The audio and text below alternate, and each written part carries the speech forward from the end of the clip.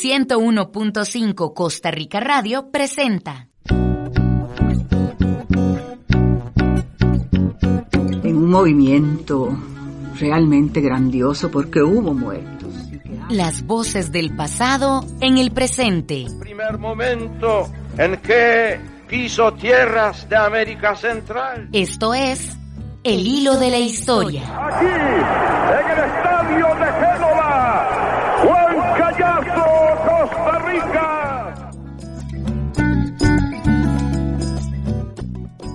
Muy buenas noches, bienvenidos y bienvenidas al episodio número 39 del Hilo de la Historia, el podcast de historia del Centro de Investigaciones Históricas de América Central y esta emisora.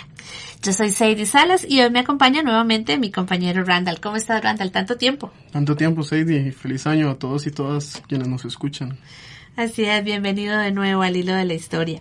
Bueno, hace una semana les presentamos un episodio sobre la historia de la ciencia y la tecnología en nuestro país y hablábamos sobre un artefacto que al menos desde hace 2 décadas nos acompaña de manera cotidiana en nuestro trabajo y en nuestra casa. No es el teléfono celular, pero el teléfono celular tiene que ver con eso. Estábamos hablando de las computadoras, pero hay otros artefactos tecnológicos con una trayectoria histórica mucho más larga. Así es, Sadie. Este artefacto al que hoy le vamos a dedicar este programa es la radio. Esa pequeña caja infaltable en las casas de nuestros padres o nuestros abuelos y que todavía nos acompaña de manera cotidiana en el interminable tráfico de nuestra ciudad. En muchas casas, como en la de mi bisabuela, se trataba de un artefacto que emitía sus primeros sonidos desde las 5 de la mañana y los últimos justo antes de dormir. Y es la radio la que hoy nos permite llevar investigaciones históricas hasta los hogares y trabajos de muchos costarricenses. Porque ha ido cambiando el aparato, pero sin embargo el fenómeno de la radio sigue ahí. Lo escuchamos ahora a través de nuestros teléfonos, lo escuchamos en los carros, como vos decís. Y efectivamente, pues en el Hilo de la Historia hoy queremos dedicarle este programa. Nosotros nos hemos preocupado por presentarles a ustedes investigaciones históricas terminadas o en curso que se están desarrollando en el Centro de Investigaciones Históricas de América Central y hemos tenido acá en el estudio a una importante cantidad de historiadores e historiadoras de nuestro país y algunas personas invitadas internacionales. Pero en este 2020 también queremos abrir el espacio a la discusión y presentación de trabajos realizados por jóvenes historiadores e historiadoras en sus tesis de licenciatura o maestría. Justamente por eso, esta noche hemos invitado a Fernanda Gutiérrez Arrieta. Fernanda es una joven historiadora, tuitera, aficionada al karaoke. ¿Algo más, Fernanda? Amante de los gatos y de los perros, no sé. Y Fernanda muy recientemente publicó una tesis titulada Ondas en disputa, institucionalización de la radiodifusión en Costa Rica para el periodo 1953-1978. Buenas noches, Fernanda, y bienvenida al Hilo de la Historia.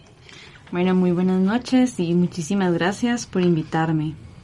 Bueno, y antes de entrar en la conversación con Fernanda, escuchemos el siguiente micro. Resultados de la segunda voz. ¡Qué pereza! Tantas emisoras y nada que escuchar. Todo se oye igual. ¿Te imaginas prender la radio y no escuchar nada, ni estática? La radio es un servicio inalámbrico y un bien demanial del Estado. Eso quiere decir que el Estado es el único que puede explotarlo o dar concesiones para que otras personas usen las frecuencias de radio. O sea, este es un bien que pertenece a todos los y las costarricenses. La primera transmisión radiofónica en todo el mundo se realizó en la Nochebuena de 1906. En nuestro país, Amando Céspedes realizó la primera radiodifusión en 1920, en la primera estación de radio de onda corta de América Latina, La Voz de Costa Rica. Como esto es Costa Rica, el fútbol tenía que llegar también a la radio. En 1928, el periodista Carlos Salazar fue el primer locutor deportivo del país y el primero en transmitir un partido de fútbol desde un estadio. Jugaban el Club Sport Herediano contra la Alianza de Perú. La radio también jugó un papel muy importante en la historia política de nuestro país. En 1942, un hombre desconocido llamado José Figueres Ferrer dio un discurso radiofónico contra el gobierno. La policía llegó a la emisora, interrumpió a Figueres antes de que terminara de hablar y al poco, este hombre era un exiliado político. 6 años después, Figueres Ferrer se convirtió en el caudillo político de la Guerra Civil del 48, que llevó al nacimiento de la Segunda República. En 1954 se promulgó la Ley de Radio para regular las radioemisoras y las televisoras. Esta ley todavía se mantiene hoy, aunque, bueno, ¿te acordás de que al principio dijimos que la radio es un bien que solo el Estado puede explotar y dar en concesión? En el año 2007, Radio Reloj y Radio Monumental se fusionaron para convertirse en uno de los grandes grupos radiodifusores del país. El problema era que, en teoría, esta fusión estaba prohibida. Debían devolver las frecuencias al Estado en vez de vendérselas entre ellos. Así inició la era de los grandes grupos radiodifusores. Actualmente existen 5 grupos en Costa Rica, que tienen acaparada buena parte de las frecuencias y se las venden e intercambian con tranquilidad. ¿Y la ley de radio? En el 2008, con la entrada del Tratado de Libre Comercio, la Ley General de Telecomunicaciones derogó o suprimió la mitad de la ley de radio. Y ahora a nadie le queda claro quién regula qué ni cómo.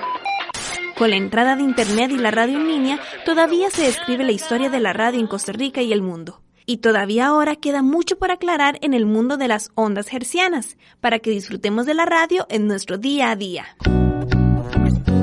Para conocer más hechos relevantes, escucha las voces del pasado en el presente en El Hilo de la Historia. Todos los jueves a las 9:30 de la noche por 101.5 Costa Rica Radio.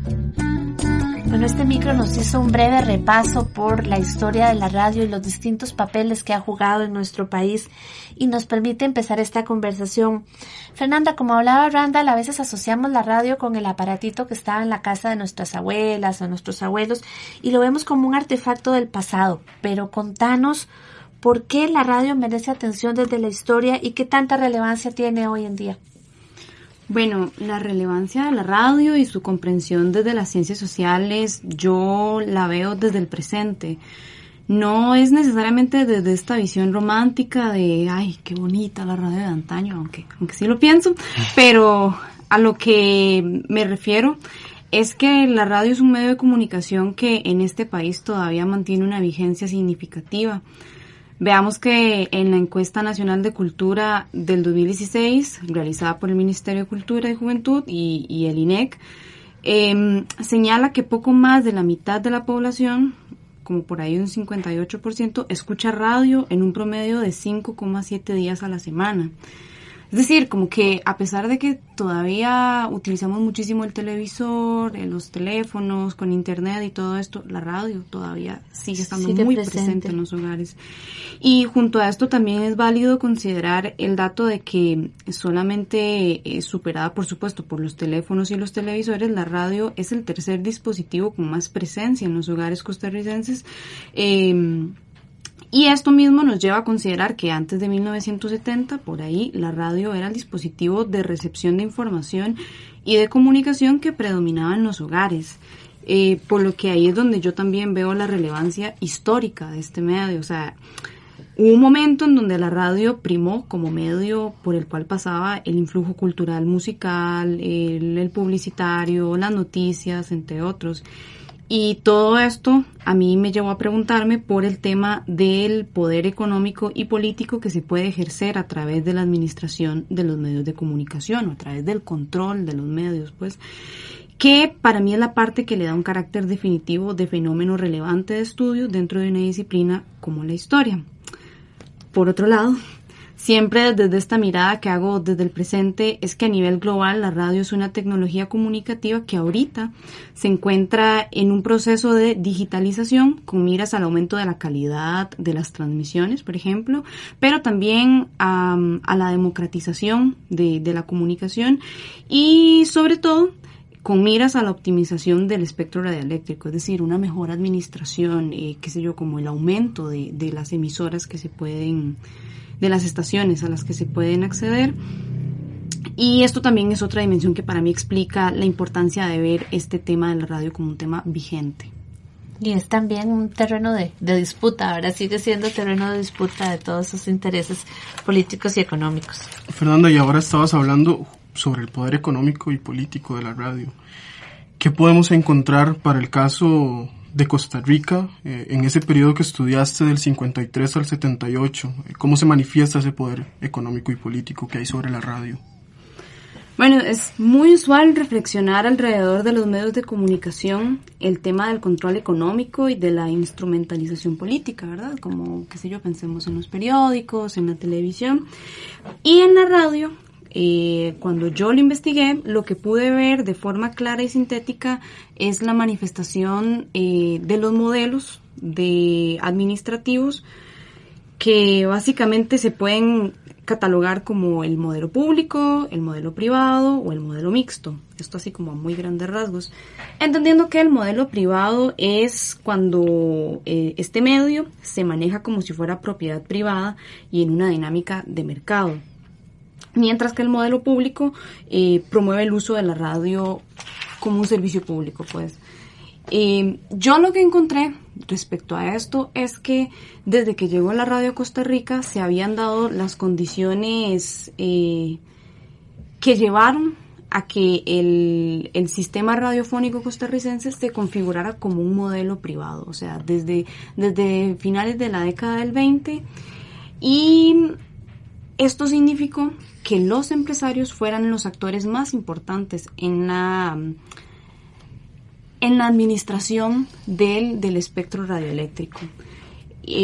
O por lo menos lo que pude ver es que el Estado tenía mucha debilidad para poder administrar eficazmente el espectro, decidir lo que quisiera en cuanto a las concesiones, de acuerdo a lo que estaba establecido en las normas, y también para la cuestión del control o la censura que estaba establecida también en las normas. Entonces, este modelo privado, en cierta forma, comenzó a ser retado en la década del 50, cuando el Partido de Liberación Nacional y también el gobierno de Otilio Ulate comenzaron a interesarse de una manera que tal vez no había sido tan evidente en las décadas anteriores por reformar el sistema radiofónico. Fernanda, hemos llegado a la mitad de nuestro programa, así que hagamos una pausa y ya casi regresamos. El hilo se hilvana, se zurce, se enreda, se suelta y continúa, se teje y se hace trama. Vamos a una pausa y ya regresamos con El hilo de la historia.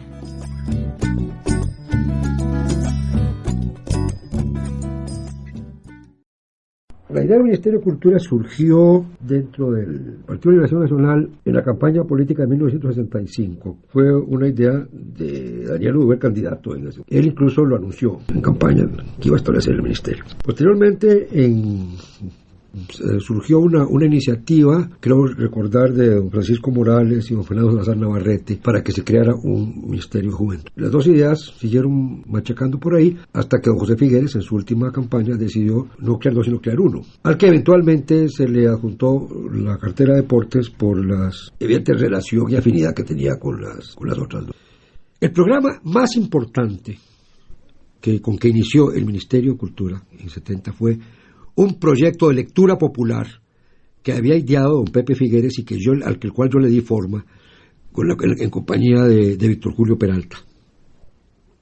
Lectura popular, bajo esta premisa que le anunció el presidente. El Estado costarricense lleva 100 años de estar enseñándole a la gente a leer y nunca le da nada para que lea.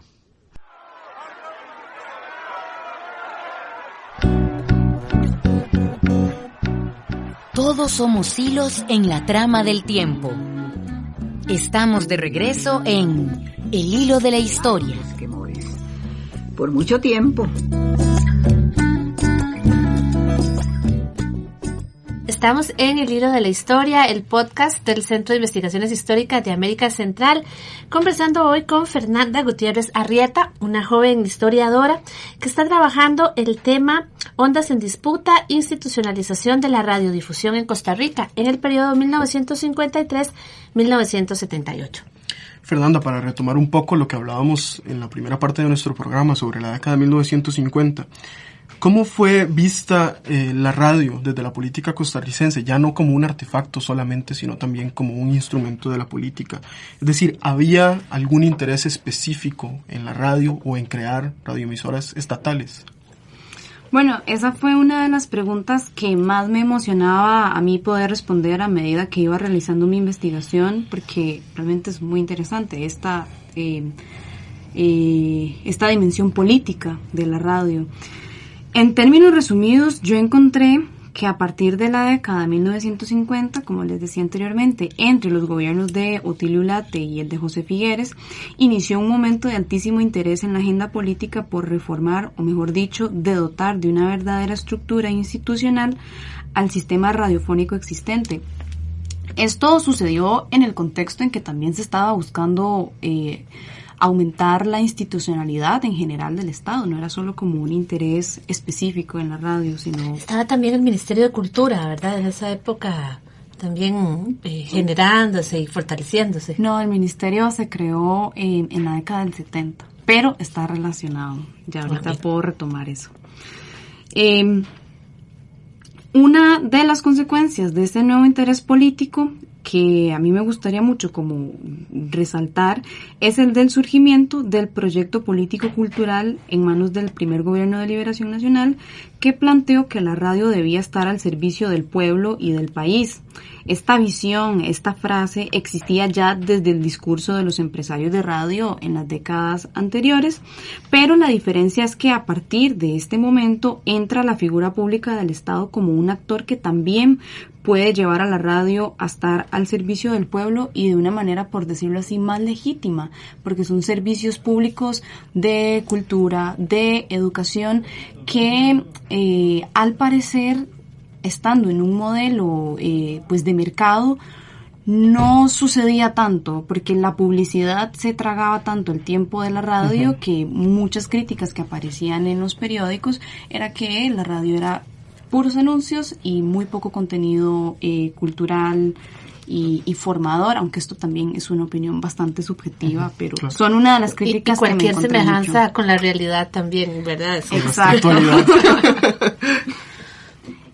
Bueno, y sobre esta pregunta sobre si había un interés por crear una emisora estatal, pues sí, desde esta década se dio como ese germen, esa idea de que el Estado debía tener una emisora que asegurara que la radio iba a tener un contenido cultural y educativo, pero no necesariamente eso significaba que el Estado tenía que controlar todas las emisoras, porque en ese momento precisamente estaba muy mal visto al calor pues de la Guerra Fría, ¿no? Uh-huh. Esta discusión de entre el modelo público y el modelo privado también era una discusión que se estaba dando a nivel mundial, en donde se veía muy mal la expropiación de las emisoras. Obviamente hasta la fecha se vería mal por una cuestión de la libertad de expresión, pero el modelo público no significa eso, o sea, es una cuestión de un balance, de que no hay una concentración de emisoras en manos de unos cuantos empresarios y que eso no permita el uso democrático del espectro radioeléctrico y en general de la comunicación. Esto por muchos años fue debatido, fue casi que ahogado cualquier esfuerzo por tener una emisora del Estado, una emisora cultural, y fue hasta la década del 70 cuando se creó el Ministerio de Cultura, en los primeros años, que se creó un departamento de radio cuyo proyecto estrella era poder establecer finalmente una emisora cultural que le perteneciera al ministerio y por ende pues al Estado en sí. Y bueno, ese era el proyecto cultural. Y antes de que nos contes sobre esos esfuerzos de la década de los 70s, ¿cuáles fueron los primeros esfuerzos estatales para contar con esa radio pública y que tuviera una función cultural y educativa? Esos primeros esfuerzos Sí son previos a la década del 70, porque podemos ver, por ejemplo, desde la década del 50, cómo algunos ministerios del gobierno, como el Ministerio de Agricultura, producía programas de radio. Y mediante ciertos mecanismos que también son parte de estos esfuerzos estatales, en leyes se promulgaba que se le otorgara espacios al Estado, al gobierno, para poder transmitir programas, qué sé yo, de media hora o durante un día a la semana. Eran espacios bastante pequeños. Pero esto comenzó desde la década del 50 en ministerios. Ya luego, en los 60, otros ministerios, como el Ministerio de Educación, también comienza a producir sus programas y a tratar de ponerlos al aire. Pero eran esfuerzos bastante dispersos y, como les decía, de espacios sumamente pequeños. Fernanda, para imaginarnos un poco cómo era el espacio y el espectro radiofónico en esa época, ¿tenés idea como de cuántas radios habían? ¿O eran muchas, eran pocas, tenían una línea parecida? ¿Eran más musicales o más de opinión? ¿Cuántas emisoras? O sea, tal vez no el número exacto, pero sí para tener una idea de cómo era, qué era lo que encontraba un tico o una chica si prendía la radio en los años de tu estudio. Ok, en la década de 1950 las emisoras realmente no eran muchas, eran alrededor como de unas 35, que eso comparado con el resto de países durante esa década eran muy poquitas, muy poquitas. Y otra cosa es que se escuchaban más en el Valle Central que en las afueras, por una cuestión de la tecnología con la que se transmitían. En esa década primaban como lo más popular las radionovelas, también la transmisión de música, pues por decirlo así, tropical, como los boleros y todos estos géneros muy populares en esa década.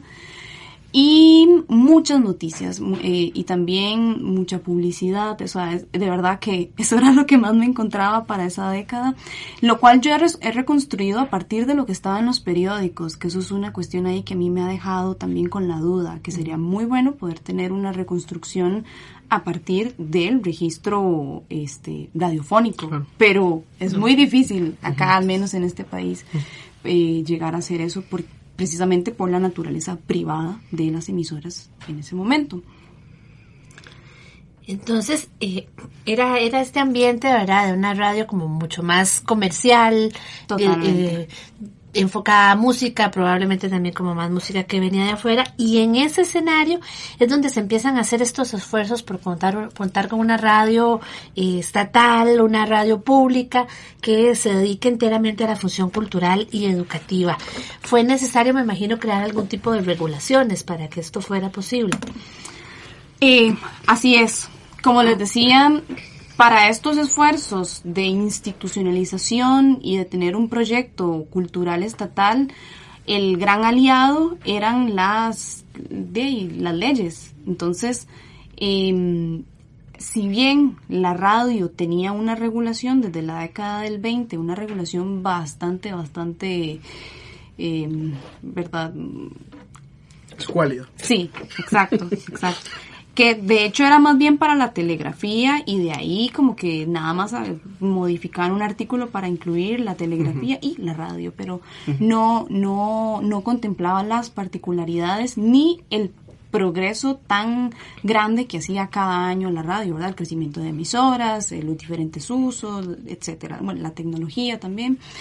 Y en el 50, esta década tan clave para mí, es cuando se crea la ley de radio, que es la ley de radio que hasta la fecha tenemos, totalmente modificada, por no decir destrozada y deformada, pero es de 1954 esa ley. Esa ley se hizo como un intento, como les decía ahora, por reformar y dotar de un sistema más estructurado, Pero igual, desde que se promulgó, no fue como lo ideal, no fue lo que realmente se esperaba, ni funcionó efectivamente. ¿Por qué no funcionó efectivamente? Porque no tenía, por ejemplo, un departamento con un buen presupuesto, con buen funcionamiento, sino que desde el principio estuvo minado, lleno de críticas, poco presupuesto, fue bastante controversial en los 2 primeros años de funcionamiento. Entonces, como me preguntaba Sadie, para la década del 70, otra vez se vuelve a pensar en el camino de la regulación como la forma para poder concretar este proyecto de una estación cultural. Y esto ahora sí de la mano con el Ministerio de Cultura. Exactamente. El Ministerio de Cultura, cuando estaba de ministra Carmen Naranjo, intenta hacer una nueva ley de radio y que ahora también sea una ley de radio y televisión, porque ya había entrado la televisión al país, pero no se había tomado con todas sus particularidades en cuenta dentro de la regulación. Y bueno, esto fue otro momento de controversia, fue terrible. Fue realmente terrible leer los periódicos de esos años. Parecía otra radionovela. Totalmente. Y pues estos esfuerzos no fructificaron para esta ley que quería el Ministerio de Cultura, que supuestamente iba a poder aportar como todo el soporte de presupuesto y de otras cuestiones más que se veían como necesarias para que el proyecto de una radioemisora cultural educativa fuera exitosa.